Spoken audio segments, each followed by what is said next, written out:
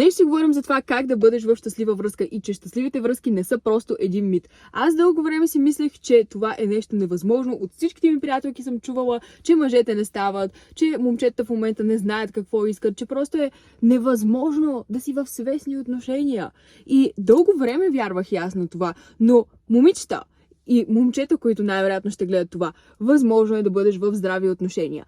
Много по-просто е, отколкото си мислите. Всичко опира до твоето мислене, до това какво си и какъв човек ще бъдеш, защото човек е това, което привлича. И докато ти не знаеш какъв човек си, не си окей със себе си, нямаш ценности, които да сложиш една черта и да кажеш от тук нататък, който прескаша тази моя граница, няма да присъства в живота ми, но вие нямате ценности. Най-често това е истината, че масово моите приятелки, мои приятели също, просто нямате ценностна система. Някой ви прекрачва границите, оставате го. И искам да ви кажа, че тези граници ще бъдат прескачани многократно, защото човек е така устроен, че в момента, в който му дадеш една свобода, човек ще си тества докъде е границата на тази свобода.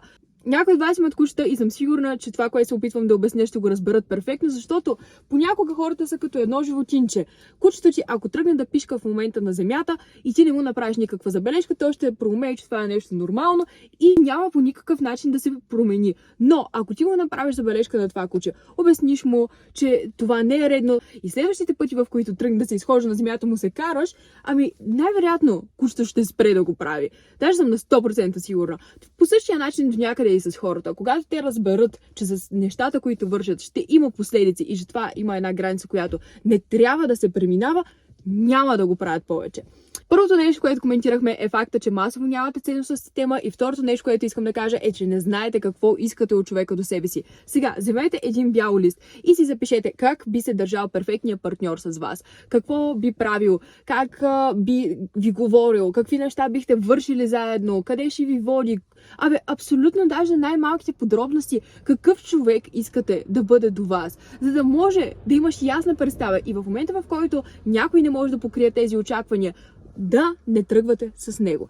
Така, след като си го запишете това нещо и вече си изградите ясна представа какъв човек искате до себе си, тогава е момента да си отговорите на въпроса: а такъв човек би ли бил с мен? Защото най-често отговорът е не. Такъв човек, който искате, примерно, милионер, който да се грижи прекрасно за вас, да ви обгрижва, да бъде вярващ, да бъде силен, да има в прекрасно здравословно състояние да се намира, но обаче вие не покривате тези неща. И един такъв човек не би искал да бъде с вас. И сега е момента вие да се фокусирате изцяло върху себе си, да не се занимавате с хора, които не покриват този стандарт и да се фокусирате върху това да можете да бъдете най-добрата версия на себе си, която да привлече такъв човек до себе си. Един друг лист си запишете всички промени, които сте готови да направите, за да може да бъдете с този човек. Дали ще трябва да си промените здравословното състояние, дали ще почнете да тренирате, да се обличате по-добре, музиката, която ще слушате, за да може да бъдете на едно ниво с такъв човек. Трето нещо, което ти трябва, за да можеш да бъдеш в едни хубави, стабилни, здрави отношения, е да имаш здрава връзка с Бог. Връзката ще се получи само тогава, когато гледате към едно и също нещо, и това нещо трябва да бъде връзката ви с Бог. Защото първо, Бог ви е дал тези отношения и трябва да бъдете постоянно благодарни. И второ, когато си във взаимоотношения с вярващ човек, когато и двамата сте вярващи, няма ги тези неща като изневери, да се държи неуважително към тебе, тези отвратителни, гнусни disrespectful things, които може да се сетите един човек да прави във връзка, няма да ги има, защото той има смирението, има добротата, която Бог му дава. Човек, който има дълбока и силна връзка във вярата си, той е заземен и дори не му минават през главата такива неща да ги върши. Сърцето му е пълно с любов към Бог, че той да реши въобще да си го опетнява с такива гнусни деяния. Така че главната пукнатина, която има във всички взаимоотношения, е, че те пренебрегват връзката си с Бог. В момента, в който дори намериш мъжа на живота ти, изпълнил си ги другите неща преди това, имаш ценности, намерил си човека, който е перфектен за теб, и в един момент започвате да се карате, да се държите отвратително един с друг, не знаете защо го има, защото няма истинската любов, която първо идва от Бог. Бог те учи как да обичаш чисто. И това тук е моята история, която аз искам да добавя. Аз винаги съм смятала, че е просто невъзможно да се намери свестен мъж. Защото съм гледала приятелки, гледала съм жени на възрастта на майка ми, които някак си се не им се получава. Изневеряват си, карат се, развеждат се. Гледам се, окей, то явно така е устроен живота просто и такова си е. Но в момента съм с прекрасен човек до себе си. И просто е изумително кога го получих. Получих го, момичета, точно тогава, когато аз знаех какво искам, когато имах ясната представа какво съм готова да дам за една връзка като тази и когато най-много наблегнах на отношенията ми с Бога. Тогава, когато аз изцяло се фокусирах върху себе си и върху отношенията ми с Бог. Аз нищо друго не се занимавах. И по никакъв начин, какъвто и друг човек да се е опитвал да идва в живота ми, аз знаех, че има едно ниво, което просто няма как да бъде пренебрегнато, за да може да ни ми е самотно. Никога не ви е самотно, хора. Защото винаги имате Бог до себе си. Никога не си сам. Една молитва, разстояние до това да се чувстваш разбран. Една молитва до това наистина да дойде правилният човек до теб. Не знаеш от какво Бог те предпазва, че в момента да го нямаш, но съм сигурна, че ще дойде правилния в правилното време, стига ти да си се станал правилният човек. Просто ми омръзна да чувам едно и също, че мъжете не ставали, че жените не ставали, че връзките били отвратителни. На първо място искам да ви кажа, спрете да приемате чуждите реалности за свои. Това, че на ваша приятелка се е изневерило, не значи, че и на вас ще ви се изневери.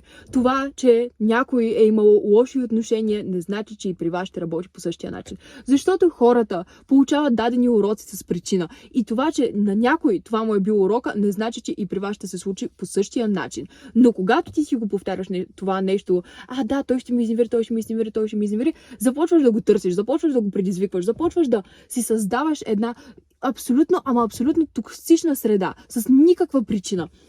Всъщност има причина. Причината е, че гледате другите и го копирате.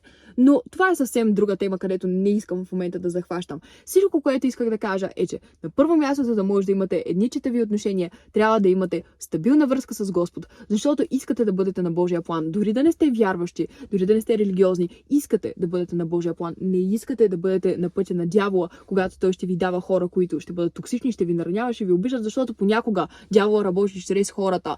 И това, колкото и е трудно за осъзнаване, ще има хора, които ще ви бъдат пратени от дявола. И това е нещо нормално. Така че искате да бъдете на Божия план и Бог да ви помага, да ви насочва. И ще го усещаш в сърцето си, вече когато си на Божия път, че този човек не трябва да бъдеш с него. Че може би има по-добро нещо, което те очаква. И ще знаеш, че те очаква по-добро нещо, защото Бог е добър, защото Бог е милостив. И всяко нещо с времето си.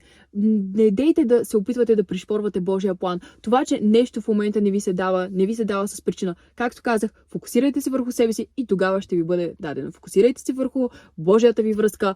Всичко ще бъде наред. Уверявам ви. Наистина всичко ще бъде наред. Има читави момичета, има читави момчета. Просто още не му е дошло времето. Бог си знае работата. Молете се, вярвайте и се градете като хора, преди да искате някой да ви дойде в живота. На първо място трябва да бъдете готови да сте една самостоятелна частица, която си прекрасно си оцелява и тогава да дойде друга самостоятелна частица, която също си живее живота прекрасно, без да му трябва някой да го спасява, без да му трябва някой да го довършва, да си бъдете половинки. Няма такова нещо, като това ми е половинката. Вие трябва да бъдете нещо цяло на първо място, че тогава да влизате в отношения. Не сте половинки. И тогава ще ви бъде една здрава, хубава, прекрасна връзка. Надявам се да ви е било полезно. Бог ви обича, аз ви обичам. Чао, чао!